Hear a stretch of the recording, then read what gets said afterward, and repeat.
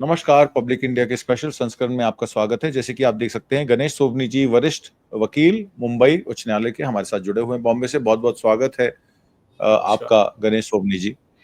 मैं आपके पास 26/11/2008 के मुंबई अटैक या मुंबई बम ब्लास्ट की जो अटैक हुआ मुंबई पे, जिसमें 166 से ज्यादा लोग मारे गए और बहुत सारे हमारे मुंबई पुलिस के हीरो और मुंबई पुलिस के लोग भी इसमें जो है मारे गए। उनके परिवारजन भी, जब आप कह रहे हैं कि कम से कम 26/11 में जो हुआ और जो उसके लिए रिस्पॉन्सिबल थे, उन घटनाओं के लिए उनको अब सजा तो मिलनी चाहिए।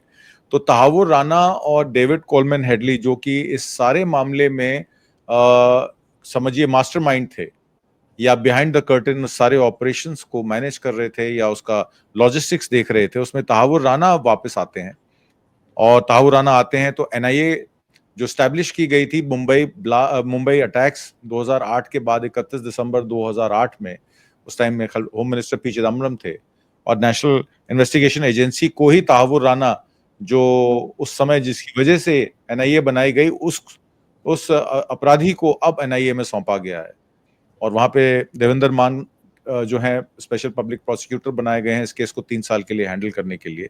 इस सारे मामले को आप कैसे देखते हैं? और अब इस पे राजनीति भी गरमा रही है, क्योंकि अनुराग ठाकुर का एक बयान आया कि कांग्रेस की रिजीम में कसब और राणा जैसे लोगों ने बॉम्ब ब्लास्ट किए देश में और कांग्रेस कुछ नहीं कर पाई। अब प्राइम मिनिस्टर मोदी ने अपने एफर्ट लगा के एक्स्ट्राडाइट किया। हालांकि एक्स्ट्राडिशन पिछले साल ही हो गई थी, पर उसका मामला वहां की सुप्रीम कोर्ट में पेंडिंग था। जब सुप्रीम कोर्ट ने मामला खारिज कर दिया तो रास्ता साफ हो गया और वो यहाँ पे मुंबई ले आए गए।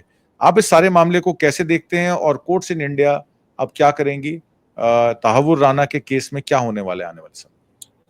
अभी नमस्कार सारे दर्शकों को मेरा नमस्कार। वो मेरा नमस्कार। 26/11/2008 की ये बात है, 17 साल इसमें गुजर गए हैं।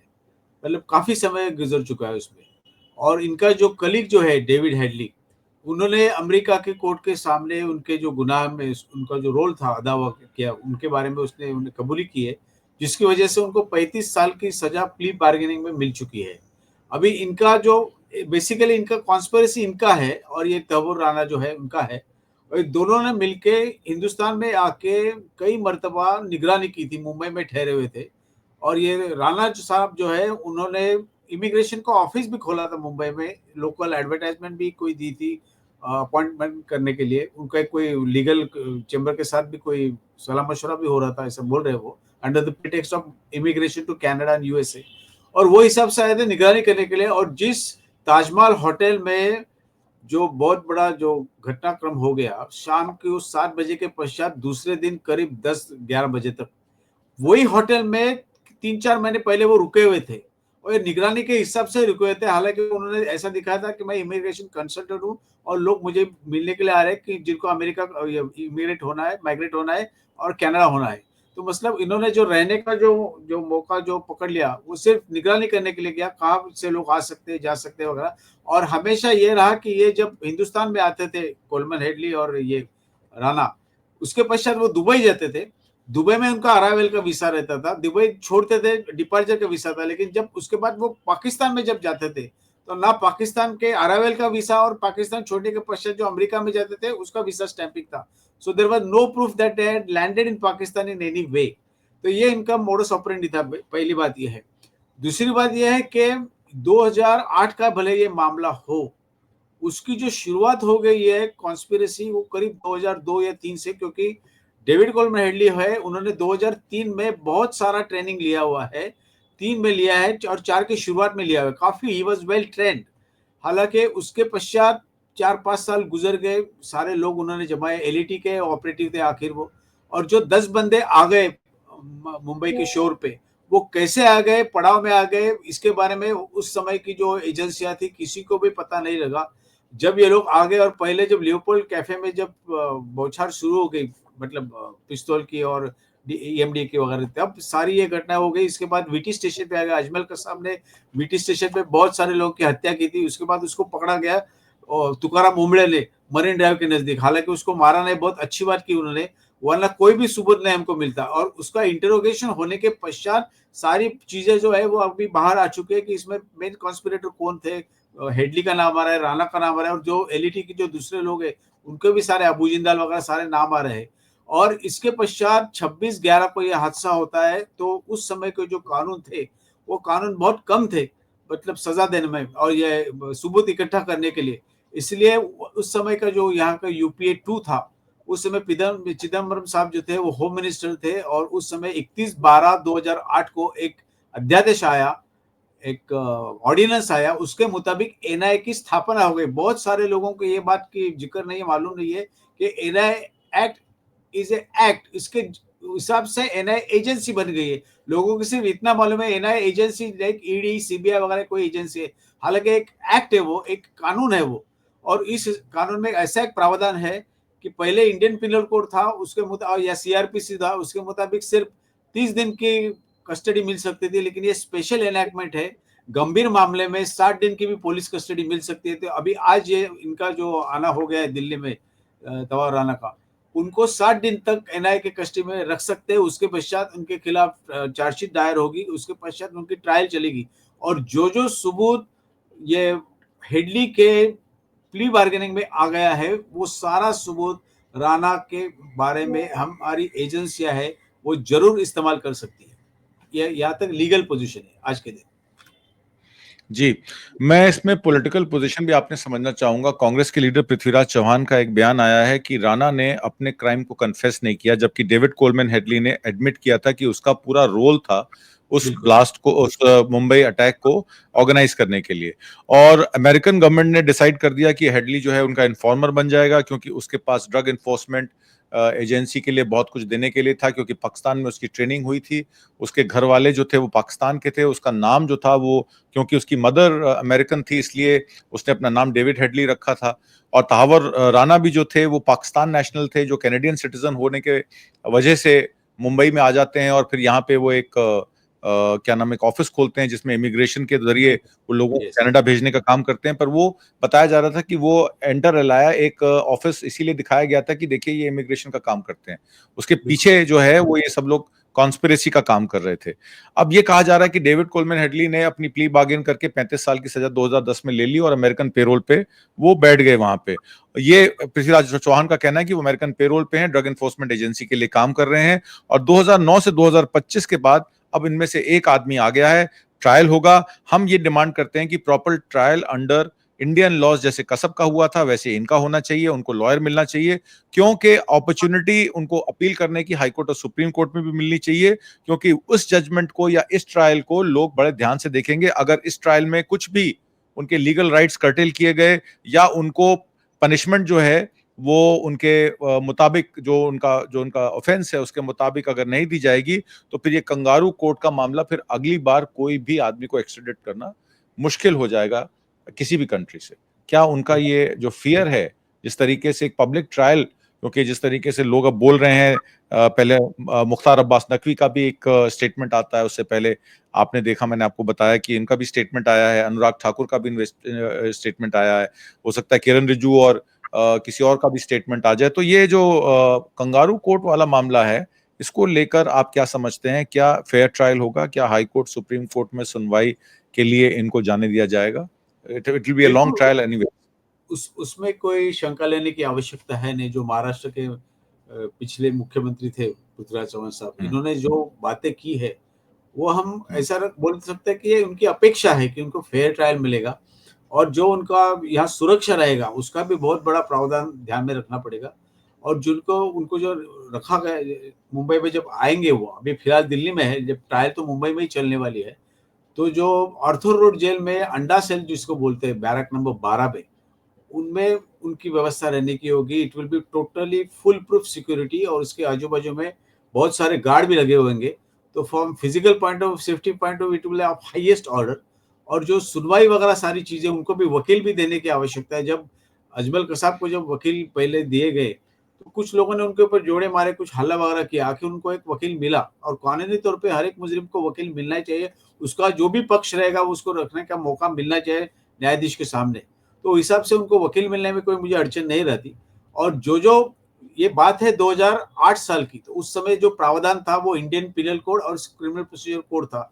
भले पिछले साल बीएनएस और बीएनएसएस आ चुके हो, लेकिन ये पूरी जो ट्रायल है वो आईपीसी और सीआरपीसी के मुताबिक ही होने वाली है। और उसमें सब जगह जहाँ जहाँ उनको लगता है कि मेरे खिलाफ अन्याय हो गया है, उसके ऊपर अपील करने की उनकी पूरी अनुमति दी जाएगी, भले वो हाई कोर्ट हो या सुप्रीम कोर्ट हो।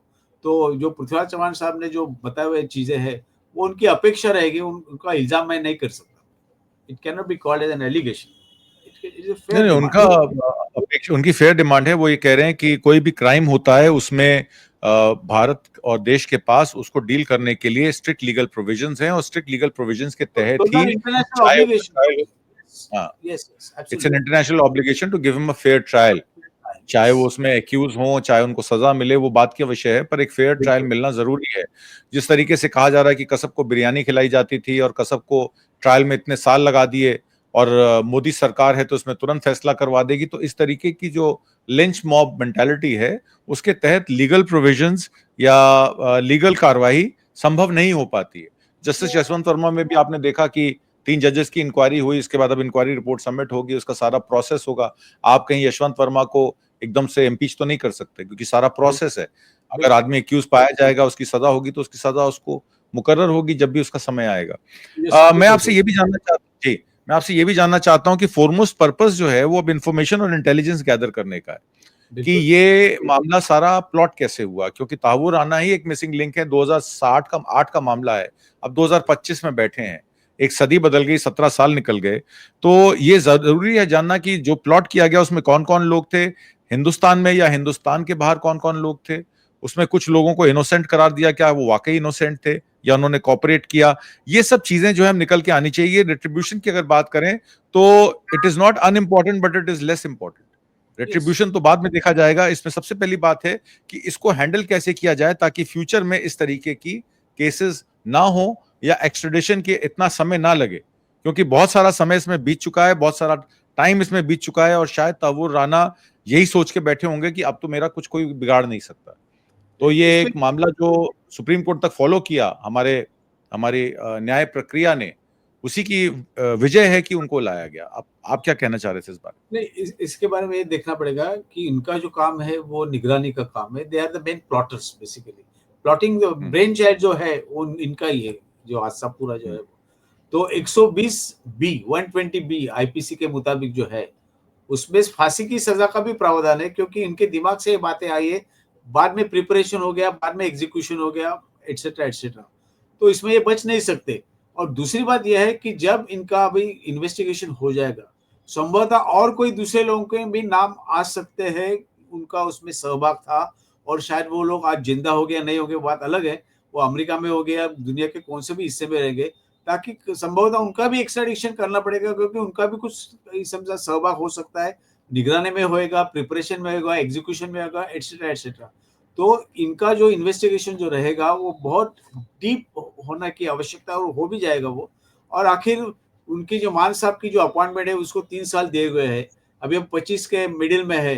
तो संभवतः 2029 को जो इलेक्शन है उसके पहले ये मामला जो है वो पूरा खत्म होने के बाद उसका जो नतीजा है वो भी 2029 के मतलब चुनाव के रिजल्ट आने के पहले हो जाएगा, ऐसा मुझे एक अंदाजा है, इतना भी बोल सकता हूँ मैं। इसमें इन्वेस्टिगेशन में जो हाफिज सईद का रोल रहा है, लश्कर तैयबा का रोल रहा है, जाकिर उर रहमान लखवी का रोल रहा है, साजिद मीर हैं या इलियास कश्मीरी हैं, कहा जाता है कि पूरा लश्कर तैयबा जो उस टाइम आईएसआई द्वारा वित्त पोषित था, पाकिस्तान की सीक्रेट एजेंसी है, डेविड हेडली उसके मास्टरमाइंड थे। डबल एजेंट की तरह उन्होंने अमेरिका के लिए भी काम किया और उन्होंने आईएसआई के लिए भी काम किया। 2010 में उनको 35 साल की सजा हो जाती है, और उन्होंने सिर्फ एक्सलेमेंसी ये मांगी कि मुझे भारत में वापस ना भेजा जाए। 26/11 के अटैक में 166 से ज्यादा लोग जो हैं शहीद हो जाते हैं। 10 लश्कर तैयबा के लोगों ने 12 लोकेशंस पे अटैक किया था उस फेटफुल नाइट में। एडवोकेट नरेंद्र मान को वो अपॉइंटमेंट किया जाता है स्पेशल प्रोसिक्यूटर। तुकाराम ओम्बले हो, मेजर संदीप यूनिकृष्णन हो, हेमंत करकरे हो, अशोक कामते हो, विजय सालस्कर हो, और उनके साथ जो भी सिविलियंस मारे गए। इसराइल की एम्बेसडर जो एक्स एम्बेसडर हैं और करंट एम्बेसडर हैं, उसने भी इसका स्वागत किया है कि नारिमन हाउस में जिस तरीके से वहां पे जवान हाउस। उनके लोगों, जी जी, तो वहां पे भी अटैक हुआ और उनके लोगों को मारा गया। तो इस विषय को, ये क्योंकि एक इंटरनेशनल विषय भी बन गया, इसराइल की जब इन्वॉल्वमेंट इसमें आ गई, तो इसराइल का भी रोल रहा होगा। ताहूर राना को एक्स्ट्राडाइट करने में मदद भारत की होगी उन्होंने, अमेरिकन जांच एजेंसियों को कहा होगा कि भाई ये एक बोनाफाइड केस है। तो इस सारी चीजों को आप क्या देखते हैं, और क्या एक बड़ी लार्जर कॉन्स्पिरेसी इसमें सिर्फ पाकिस्तान का ऐसा इन्वॉल्व है, या इसमें और भी बड़े नाम शामिल हो सकते हैं इस कॉन्स्पिरेसी में? इसमें कोई संदेह नहीं, क्योंकि हिंदुस्तान को जितना ये लोग तकलीफ देंगे, वो यही चाहते हैं कि हिंदुस्तान के टुकड़े हो। इस हिसाब से ये सारी कॉन्स्पिरेसी बनाई गई हुई है। और ये जो 26/11 का जो हादसा था मुंबई में, उस समय कामा हॉस्पिटल जो है वो बोरीबंदर में वीटी स्टेशन के सामने है। कामा हॉस्पिटल में भी अतिरिक्त लोग घुस गए थे, और उस समय डीसीपी सदानंद दाते साहब थे उस समय। और वो सदानंद दाते साहब 17 साल के बाद आज एनआईए के अध्यक्ष है, मतलब he is the incharge of NIA. ये बहुत बड़ी खुशी की बात है। और उन्होंने सारी चीजें देखी। He had participated in the encounters of those terrorists who were involved in the Cama hospital attack. तो ये बहुत सारे मतलब बहुत चुस्ती फुर्ती ऐसी बातें हैं कि it is very exciting thing for him that he was only DCP at that time, now he is the incharge of the NIA. तो उनके हिसाब से ये बहुत बड़ा चैलेंज है, और उनको ये देखना होगा कि इसमें पूरे जो इल्जामात है इनके ऊपर राणा के खिलाफ, वो सारे सिद्ध हो जाए।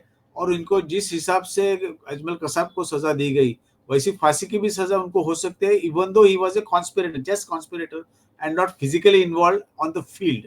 तो दाते साहब के सामने भी मेरे हिसाब से बहुत बड़ा चैलेंज है।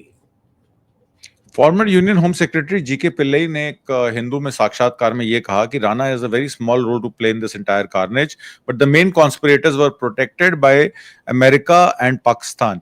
उन्होंने एक इंटरव्यू में ये कहा कि US acted in bad faith and despite knowing about the terror plan they led Rana school friend and main conspirator David Coleman Headley to continue with the India anti India activity. तो GK Pillai का जो बयान है उसके बारे में आपका क्या कहना है? क्या उनके कथन में कुछ सच्चाई है? बिल्कुल सच्चाई। Is a very responsible person, और इन्होंने जो शंका जताई है उसमें कोई संशय लेने की कोई आवश्यकता भी नहीं है। Is a very responsible person. ये कहा जाता है कि पाकिस्तान मिलिट्री एकेडमी के हसन अब्दाल में तहावर राना और डेविड हेडले वहां पे इकट्ठे पढ़ते थे। लॉजिस्टिक्स में और प्लानिंग में 26/11 की उनका हाथ था। और हेडले की टेस्टिमनी जो यूएस में दी गई, उसमें हेडली ने प्ली बार्गेन ली थी, जिसमें उसने इम्यूनिटी ली थी एक्सट्रेडिशन से। अब पोस्ट 26/11 अटैक हेडली मुंबई आते हैं। ये नहीं है कि मुंबई नहीं आए, वो मुंबई आते हैं। वहां पे उनको मुंबई में अरेस्ट किया जा सकता था। उनके एकम्प्लिस का, लॉजिस्टिक और सपोर्ट का कुछ सबूत या कुछ सुराग उस टाइम पे पुलिस के पास थे। पर क्या डेविड हेडली को यहां से जाने दिया गया? जीके पिल्ले ने ये भी सवाल उठाए हैं। जब वो यहां थे तो उनको अरेस्ट क्यों नहीं किया गया? नामी गिरामी लोगों के साथ घूम रहे थे। उनके रिश्ते एक फिल्म एक्टर के बेटे, एक फिल्म प्रोड्यूसर के बेटे के साथ भी थे, और तमाम सोशल सर्कल में उनका आना जाना था, घूमना फिरना था।